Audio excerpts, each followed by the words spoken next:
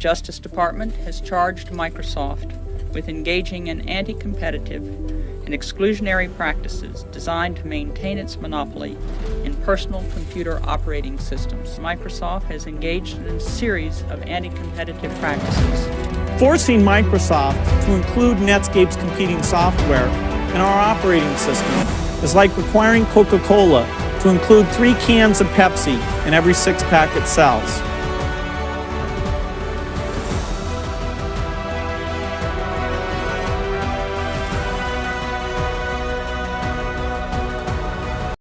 में 1998 को US department of justice ने माइक्रोसॉफ्ट के ऊपर एक हेवी फाइन लगाया क्योंकि माइक्रोसॉफ्ट कंप्यूटर मार्केट में अपने कॉम्पिटिटर्स को इलीगली डिस्ट्रॉय कर रहा था। और ऐसे ही एक एग्जाम्पल है नेटस्केप का, जिसको माइक्रोसॉफ्ट की वजह से लॉसेस फेस करने पड़े और अपना बिजनेस शट डाउन करना पड़ा। और आज exactly same strategies Microsoft zoom के खिलाफ यूज कर रहा है ताकि वो जूम जैसे बड़े कॉम्पिटिटर को डिस्ट्रॉय कर सके। तो दोस्तों, नेटस्केप वाली केस स्टडी को आप ध्यान से समझें ताकि माइक्रोसॉफ्ट जूम को कैसे बीट कर रहा है ये आपको अच्छे से समझ आ पाए। तो दोस्तों, स्टोरी स्टार्ट होती है अर्ली 1990s में, जब दुनिया भर में लोगों ने ये मान लिया था कि कंप्यूटर एक पावरफुल मशीन है और बिना कंप्यूटर्स की फ्यूचर पॉसिबल नहीं है। और इसी टाइम बहुत सारे लोगों ने कंप्यूटर्स को यूज करना स्टार्ट कर दिया था और 90% कंप्यूटर्स में माइक्रोसॉफ्ट का विंडोज ऑपरेटिंग सिस्टम यूज होता था। तो यानी माइक्रोसॉफ्ट ने 90% मार्केट कैप्चर कर रखी थी, जो कि एक बहुत ज्यादा बड़ा मार्केट शेयर है। और आज भी माइक्रोसॉफ्ट ने 75% मार्केट कैप्चर कर रखी है। और दोस्तों, 1990s में ही कंप्यूटर मार्केट में एक नए सेक्टर इंटरनेट की शुरुआत हुई थी, जिसके थ्रू लोग पहली बार इजीली इंफॉर्मेशन एक्सेस कर सकते थे, एक दूसरे को मेल भेज सकते थे, डॉक्यूमेंट्स और इमेजेस भी शेयर कर सकते थे।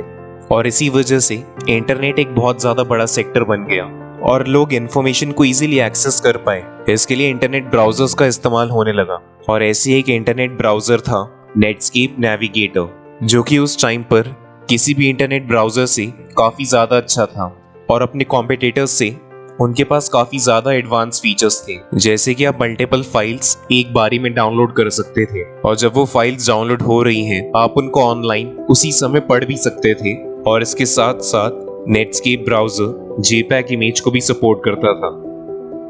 और नेटस्केप नेविगेटर अपने इंटरनेट ब्राउजर के लिए $49 की सब्सक्रिप्शन फी चार्ज करता था। और इतनी ज्यादा फीस के बाद भी नेटस्केप ने 80% इंटरनेट मार्केट कैप्चर कर रखी थी। और दोस्तों, अगर मैं आज बोलूं कि आप अपने फोन्स में इंटरनेट का यूज नहीं कर सकते, आप गूगल क्रोम यूज नहीं कर सकते, तो शायद आपका फोन आपके लिए बहुत ज्यादा यूजफुल ना हो। और ऐसे ही उसी समय लोग स्पेशली कंप्यूटर खरीदते थे ताकि वो इंटरनेट को यूज कर पाए। तो ऐसे में इंटरनेट ब्राउजर्स काफी ज्यादा इंपॉर्टेंस गेन कर रहे थे। और दोस्तों, 5 दिसंबर 1995 को नेटस्केप ने अपना आईपीओ लॉन्च करा और पहले ही दिन $2.2 बिलियन का मार्केट कैपिटलाइजेशन अचीव कर लिया। और ऐसे नेटस्केप $1 बिलियन कंपनी बन गई। पर दोस्तों, उसी ईयर 1995 में नेटस्केप कंपनी का स्टॉक प्राइस काफी जल्दी गिरने लगा और अगले 5 साल के अंदर अंदर ही नेटस्केप पूरी तरह से खत्म हो गई, जिसके अब कुछ खाली गिने चुने यूजर्स रह गए थे। पर दोस्तों, अब सवाल उठता है कि इतनी बड़ी इनोवेटिव कंपनी के साथ, जिसने $1 बिलियन मार्केट कैपिटलाइजेशन को हिट कर लिया था और जिसके पास काफी सारा मार्केट शेयर भी था, इसके बावजूद भी इतनी जल्दी एक कंपनी कैसे बंद हो सकती है?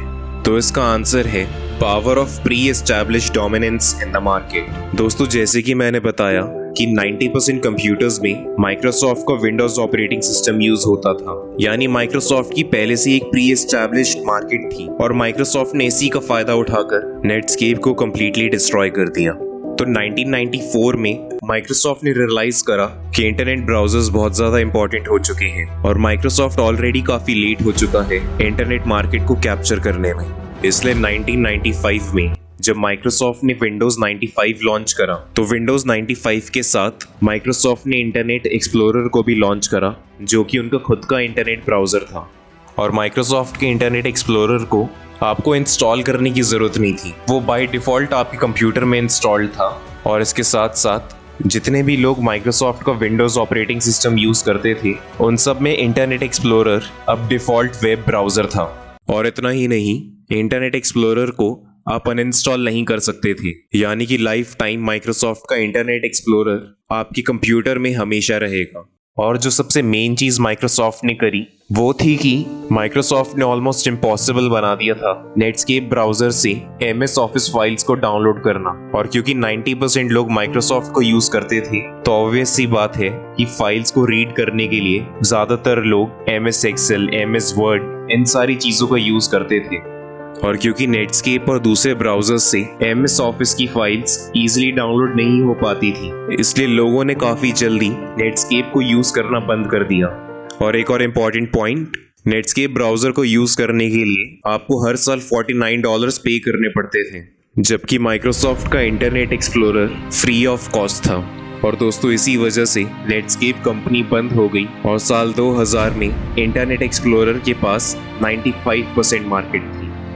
और दोस्तों आज भी माइक्रोसॉफ्ट इसी स्ट्रैटेजी का यूज करके जूम को टारगेट कर रहा है। दोस्तों अगर आपने नोट करा होगा, अगर आपने लेटेस्ट विंडोज 10 का वर्जन इंस्टॉल कर रखा है या विंडोज 11 पर शिफ्ट हो चुके हैं तो उसमें Microsoft teams by default installed होगा। और माइक्रोसॉफ्ट टीम्स का यूज कर आप माइक्रोसॉफ्ट फाइल्स को काफ़ी इजीली शेयर कर सकते हैं, ओपन कर सकते हैं। और आज भी बहुत सारे लोग एमएस वर्ड, एमएस एक्सेल और माइक्रोसॉफ्ट की दूसरी सर्विसेज यूज करते हैं। और मैं आपको बता दूं कि माइक्रोसॉफ्ट टीम्स के यूजर्स 500% से बढ़ चुके हैं, जो कि बहुत ज़्यादा इंक्रीज है। और वहीं पर जो यूजर्स जूम को यूज करते थे वो पहले से डिक्रीज हो चुके हैं, तो यानी काफ़ी सारे जूम के यूजर्स माइक्रोसॉफ्ट टीम्स की तरफ शिफ्ट हो चुके हैं। और दोस्तों इस बिजनेस केस स्टडी से हमें एक बहुत इंपॉर्टेंट लेसन सीखने को मिलता है। साल 2000 में माइक्रोसॉफ्ट के इंटरनेट एक्सप्लोरर ने 95% मार्केट कैप्चर कर ली थी। उसके बाद भी गूगल उनसे काफी आगे निकल गया और आज गूगल के पास 66% सर्च इंजन मार्केट है। ऐसा इसलिए क्योंकि इंटरनेट एक्सप्लोरर ने अपने आप को टाइम के साथ अपडेट नहीं करा, जबकि गूगल लगातार इनोवेशन पर काम करता गया और एक अच्छा प्रोडक्ट डेवलप करा। और आज भी Google one of the fastest और काफ़ी जल्दी काफ़ी एक्यूरेट रिजल्ट्स दिखाता है।